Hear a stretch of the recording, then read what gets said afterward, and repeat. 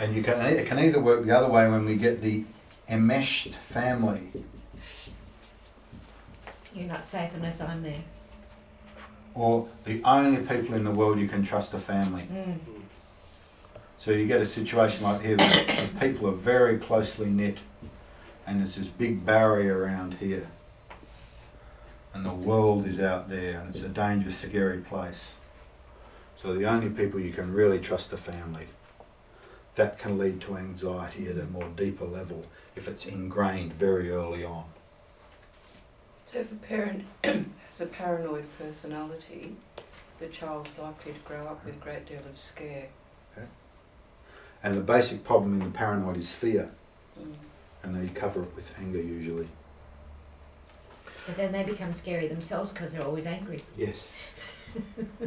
The other one related to this is what we call don't be a child, often given to the eldest sibling. That is, the parents, for whatever reason, communicate to the child that it's not okay to be a child. So what your goal in life is you kind of look after other people. That's why it's often the oldest child, because the oldest child's a good live-in babysitter, and you get the oldest child to look after the younger siblings. It's not always that way, but... So if you're never allowed to be looked after, what are you going to feel? Scared.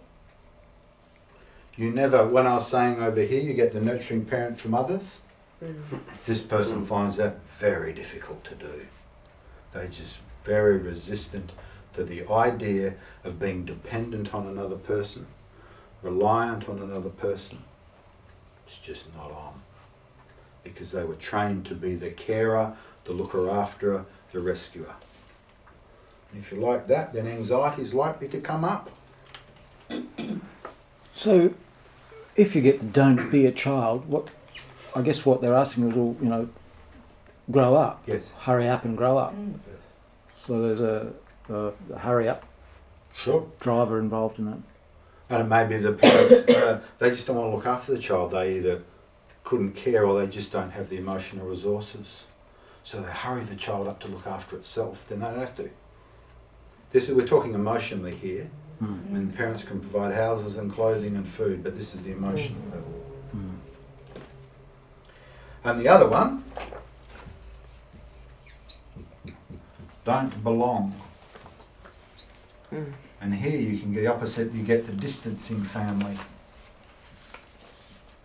There's very tenuous connections. Sometimes there's no connections at all. So the opposite of the enmeshed family is the distancing family. That is, there's no sense of community. There's no sense of belonging to a group. And we are communal beings. When you feel like you belong to a group, whether that be a family, a church group, or whatever, then there's a sense of security. When you're feeling insecure, what feeling goes along with that? Also, Anxiety.